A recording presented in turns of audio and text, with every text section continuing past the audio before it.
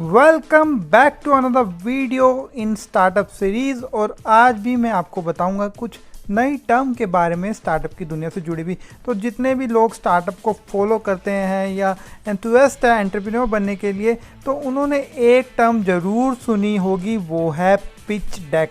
Pitch deck क्या होता है, क्यों यूज़ होता है और क्या क्या होता है पिच डेक के अंदर, आपके आइडियली पिच डेक के अंदर क्या क्या इंक्लूडेड होना चाहिए, ये सब मैं बताऊंगा इस वीडियो में। तो वीडियो को एंड तक देखिए और अभी तक चैनल को सब्सक्राइब नहीं किया है तो ज़रूर कीजिए, साथ ही साथ बेल आइकन जरूर दबाइए ताकि मेरी हर वीडियो की नोटिफिकेशन सबसे पहले आपको मिले। तो चलते हैं अपनी वीडियो की तरफ और मैं आपको बताता हूँ पिच डेक होता क्या है। पिच डेक बेसिकली क्या है, जो प्रेजेंटेशन आप अपने प्रोस्पेक्टिव इन्वेस्टर को भेजते हो ना, वो ही पिच डेक है। कोई भी आप में मतलब आपके स्टार्टअप में इंटरेस्टेड है पैसा डालने में, तो आप उसको कुछ प्रेजेंटेशन भेजोगे ना कि ये मेरा स्टार्टअप है, ये करता हूँ मैं, ये मतलब प्रोडक्ट है मेरा, ये मेरी फाइनेंशियल्स है, तो कुछ तो आप डॉक्यूमेंट भेजेंगे। उसी डॉक्यूमेंट को क्या बोलते हैं हम, पिच डेक। तो पिच डेक क्या हुआ, जो पीपीटी या जो प्रेजेंटेशन आप शुरू में इन्वेस्टर को भेजते हैं कि आप मेरे आइए या पैसा लगाइए या कुछ करें, तो वो ही होगी पिच डेक। मैंने अपनी पिछली वीडियो में बताया था, जब आपको अगर पैसे चाहिए होते हैं अपने स्टार्टअप के लिए, तो आप एंजल इन्वेस्टर या वेंचर कैपिटलिस्ट के पास जाते हैं, उनको मेल करते हैं, उनको सोशल मीडिया साइट्स पे या और किसी प्लेटफॉर्म से उनसे कॉन्टैक्ट करने की कोशिश करते हैं। तो यूँ थोड़ी है कि आप सीधा मेल करते हैं ये मैं हूँ, मेरा बिजनेस ये है, तो आपको कुछ प्रेजेंटेशन भेजेंगे ना, उनको कुछ आपको भेजेंगे, कुछ डॉक्यूमेंट रेडीमेड की, जिससे आपके जो प्रोस्पेक्टिव इन्वेस्टर है उसको पता लगे कि आपका क्या बिजनेस है और आपको कितने कितने पैसे चाहिए हो सकते हैं। तो ये सब आपका पिच डेक में कवर होगा। तो अभी मैं आपको बताने वाला हूँ क्या क्या इंक्लूड करें आपके पिच डेक में। और लोगों का मानना है कि पिच डेक में सिर्फ क्या होता है कि हमें पैसा चाहिए इसलिए पिच डेक बेचते हैं। कभी भी इसलिए पिच डेक नहीं बनाइए कि हमें पैसा चाहिए। पिच डेक अपना इसलिए बनाइए कि आपको मीटिंग करने को मिल जाए इन्वेस्टर के साथ। अगर आप 10 से 12 स्लाइडों की एक पीपीटी के बेसिस पे कोई भी पैसा लगाने लग जाए तो सबको हर कोई मतलब मिलेगा ही नहीं, सिर्फ बढ़िया सा पिच डेक बना के भेज दिया करेंगे।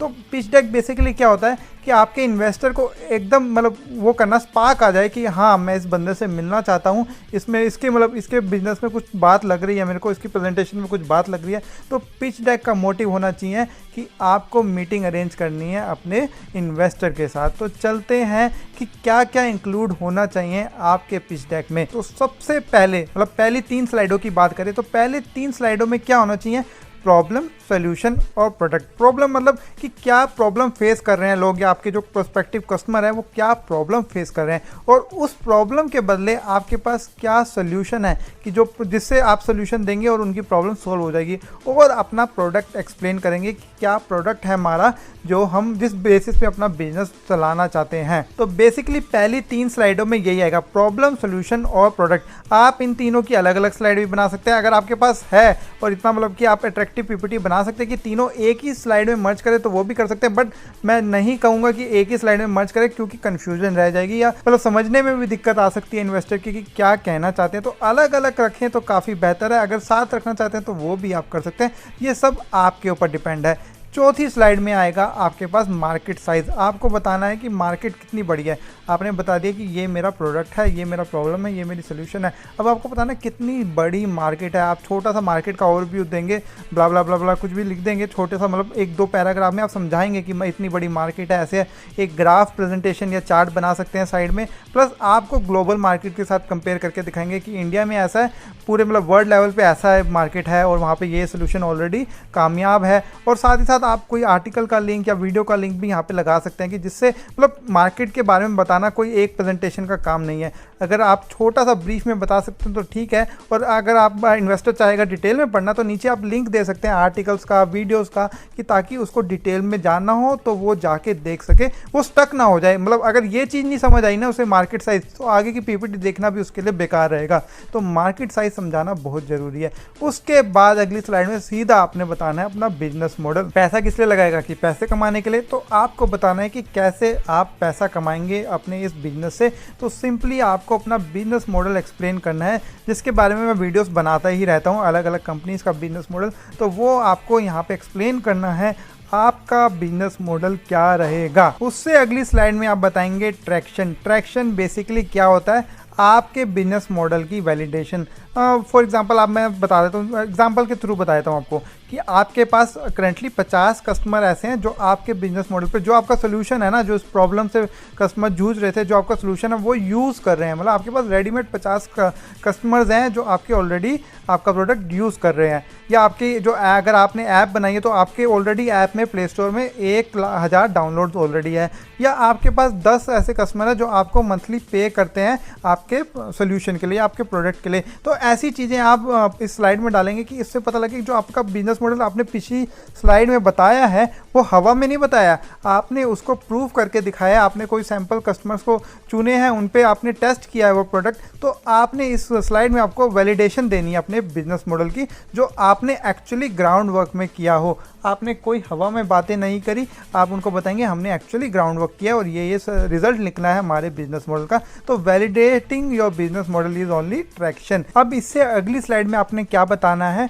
कंपटीशन की एनालिसिस। आपने बताना है कि कौन कौन से हमारे कंपटीशन में करंटली काम कर रहे हैं, अगर कोई कंपटीशन में ऑलरेडी काम कर रहा है, और आपने अपना कंपैरिजन करना है कि हम ये है, हमारा कस्टमर ये है, कंपटीशन ये है, और आपने बताना है कि हमारे को क्या एडवांटेज है कंपटीशन में, क्या हमारा यूएसपी है, क्या हमारा यूनिक सेलिंग पॉइंट है, या क्या हमारा जो अंडरलाइंग वैल्यू है जो हम अपने कस्टमर को एक्स्ट्रा देंगे अपने कंपटीशन से, ताकि कस्टमर कंपटीशन के पास ना जाए, हमारे पास जाए। तो ओवरऑल आपने शेयर बताना है कि फॉर एग्जांपल इतनी बड़ी मार्केट है तो करंटली इस स्टार्टअप का इतना परसेंट शेयर है, इस स्टार्टअप का इतना परसेंट शेयर है, हम इतने परसेंट शेयर पे कैप्चरिंग करेंगे। तो ऐसी चीज़ें आपको इस स्लाइड में डालनी है, अपने कंपटीशन के एनालिसिस में बताना है कि क्यों हम अपने कंपटीशन से बेहतर है। तो इस स्लाइड का क्रक्स यही होना चाहिए कि क्यों हम अपने कंपटीशन से बेहतर हो सकते हैं।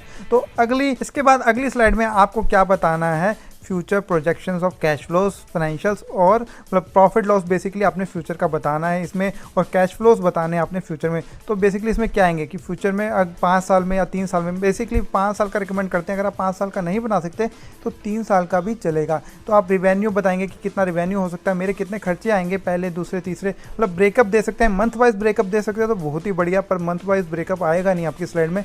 आप इसके साथ एक एक्सेल शीट अटैच कर सकते हैं कि जिसमें डिटेल होगी फ्यूचर प्रोजेक्शंस, एक एक लाइन आइटम वाइज प्रोजेक्शन होगी, और इस पीपीटी में आप एक उसका समरी बना के डाल सकते हैं, रेवेन्यू का, एक्सपेंसेस का, और प्रॉफिट एंड लॉस आपको कितना होने वाला ईयर ऑन ईयर। इसके बाद सीधा आप बताएंगे कि कैश फ्लो कितना है, आपकी कितनी कैश फ्लो की रिक्वायरमेंट हो सकती है। मतलब बेसिकली आप सीधा सीधा फंड नहीं मांग रहे हो इन्वेस्टर से, आप उसको कैश फ्लो बना के दे रहे हैं कि इतना फंड आएगा, इतना पैसा लगेगा, इतना पैसा हम खर्चेंगे, इतना पैसा आएगा, इतना पैसा खर्चेंगे। तो बेसिकली इनडायरेक्टली आप कन्वे कर रहे हैं कि इस स्टार्टअप को चलाने के लिए इतना पैसा लगेगा। डायरेक्टली उसको ना एक फिगर ना बता के कि मेरे को 4 करोड़ रुपये चाहिए, मेरे को 5 करोड़ रुपये चाहिए अपने स्टार्टअप के लिए, आप सीधा उसको कैश फ्लो स्टेटमेंट बना के दे रहे हैं। तो ये एकदम मतलब एडवांटेज रहता है, अगर कोई बना पाता है तो आपको बहुत ही ज़्यादा एडवांटेज मिलेगा इसके लिए। अगली स्लाइड में क्या होना चाहिए, अगली स्लाइड में होना चाहिए आपकी टीम डिटेल्स। कई लोग बोलते हैं कि टीम के बारे में शुरू में ही बता दीजिए, पर मैं मतलब मेरा अंडरस्टैंडिंग है, सबकी अलग अलग अंडरस्टैंडिंग होती है। मेरा मानना है कि आपके जो बिजनेस मॉडल को है ना, तो आपकी टीम को ना देख के ना मतलब जज करे कोई। तो फॉर एग्जांपल आपके जो सारे टीम मेंबर IIT IIM के बंदे हैं, और मतलब कि शुरू में ही आपने डाल दिया तो एकदम से आपका रौब बढ़ जाता है कि सारे ही IIT IIM के बंदे।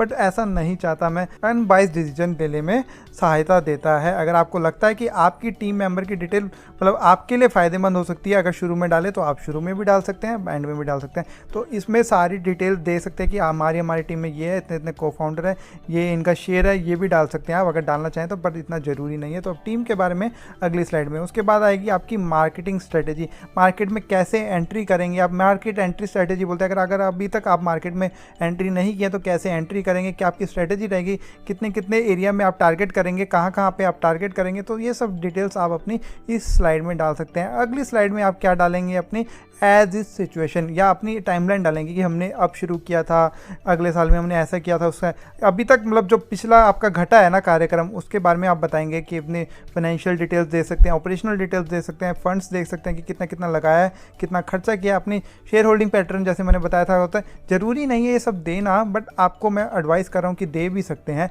तो एज इज सिचुएशन आपने देनी है कि हमारी करंट सिचुएशन ये है, हमने फॉर एग्जाम्पल एक ऐप लॉन्च की थी 2 साल पहले, उसमें आज की डेट पे 10 लाख डाउनलोड्स हैं और आगे फ्यूचर में प्रोजेक्शन हमने ऊपर दे ही चुके हैं। तो करंटली क्या सिचुएशन है हमारे स्टार्टअप की वो आप ये बता सकते हैं, और साथ ही साथ अपना कॉन्टैक्ट डिटेल्स देना ना भूलिए। कॉन्टैक्ट डिटेल्स के लिए अलग से स्लाइड बना सकते हैं ऑब्वियसली।